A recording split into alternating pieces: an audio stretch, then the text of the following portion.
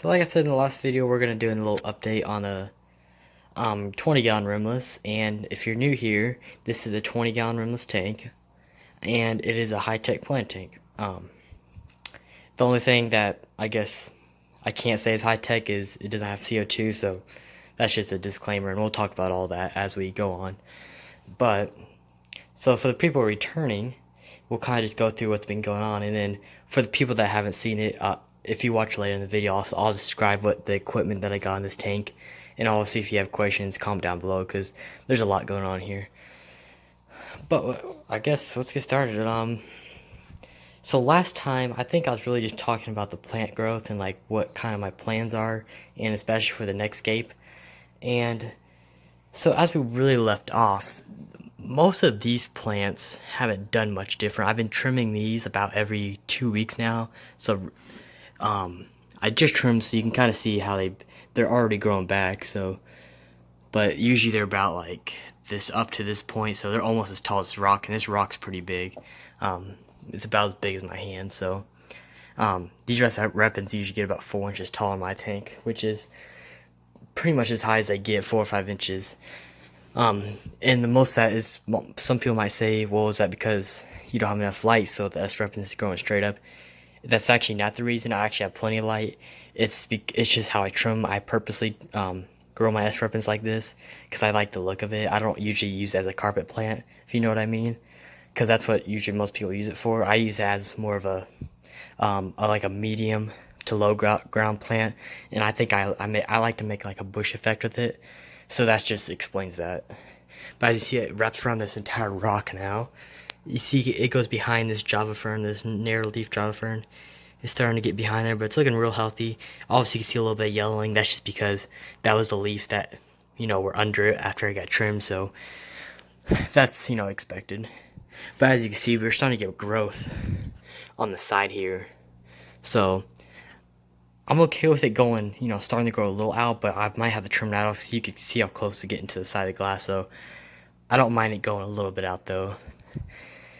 It makes it look a little cooler, but it can't, obviously we don't want to get too close because then I can't get a, scraper back there, or I usually use those magnetic scrapers, so it's hard to get back there and I don't want to hurt the plant, so I might have to trim that part down. But next plant is an air leaf. An air leaf has been kind of weird because I can see this yellowing, or it starts to yelling and then it turns brown, and I know the reason for that. It's just I haven't cared to really dose what I need to dose to help that, and because this tank isn't gonna be up for like, this will be the last year it'll be up, so until we get this tank moved and rescaped. So I'm not real concerned about. I'm just gonna trim the plant is nice and healthy. It's just some leaves do that, so I just trim them off and throw them away. So as you can see, the other 95% of it's all healthy. It's just a few leaves here and there, but I'm just gonna, until I rescape this tank, which this plant's not even gonna be in this tank afterwards, so it don't really bother me that much right now. But when it gets moved to the next tank I do, which will be a 30-gallon, then I'll worry about dosing what it actually needs, so that doesn't happen in the future. But nonetheless, it still looks good. Definitely better than I really expected. I mean, from a far distance, it don't look bad. I mean, it probably wasn't the best choice of plant to put right there, but it works good in that one corner. Skimmers off level. Here we go. So next plant is the Bakupa. I think this is the Carolina species. I always forget, but I'm 100% sure it's the Carolina species. And if I was running CO2, these tips would actually turn bronze to almost like a red. So still look good as is, but I think it would really look cool if I had those bronze tips. But you can see I just trimmed them not too long ago, and they're already to the top. And I keep this tank filled pretty high, so they're about 14 inches to 15 inches tall, which is pretty insane. And I'll update you guys on the. Actually, I already made an update on the 40-gallon behind me, but those are already getting like 15 to 60 inches tall. It's getting crazy growth. So next plant is these Anubias. We used to have one right here, but it kind of, you can see you can't really fit nothing right there no more. So that was all in the beginning. But right here we have basically a big thing of Petite growing right here, Anubias Petite. Or is this? Yeah, Anubias Petite. I was thinking it was Nana, but Nana is way smaller. But as you see, we got a lot of new at least growing. You can see these two right there and right there. But you see it's getting really big where it's actually pushing itself up. It was actually buried between the two rocks. It's actually pushing itself up now. So you see the roots are, getting buried into the soil, which is always good. Same right here. That really gets, once those roots hit the soil, then the Nubius just grows like crazy, and that's what's happening. But it's grown probably double the leaf since I've had it since last year, so we'll see. I think I'll definitely have to chop it up and put it somewhere else when I rescape, but yeah, we'll definitely have to do it. Probably cut it into like fourths and, let it grow all back out again. But this is the biggest part. Our Monte Carlo carpet. So, if you guys can go back in the series, it was a struggle with this at first, and finally, and I knew what the problem was the entire time. I just didn't want to buy it. Literally, the problem was autosynkless. It wasn't the problem, but that's what solved the problem was autosynkless. Because you know how, now the next tank, now I know now to do this in the next tank, but see how I have all this open ADA? Well, when I have fish in here in the Amazon puffer, it kicks it up and it just gets in the filter and browns all up, and then it spits it back out and it just covers this MC, so it just constantly keeps burying it every time. And so nothing was growing. This carpet should took like maybe 5-6 months to carpet, because there's no CO2, but there is enough nutrients and life, so it should have grown pretty quickly, like especially like this. But everything would just keep getting buried and buried, like kind of like this right here. Stuff just kept going on top of it, so it's just like getting no light, so nothing was ever growing. And since I got the autosynkless, well, and some snails, as you can see, which these are being these have been eaten by fish, so don't worry about that.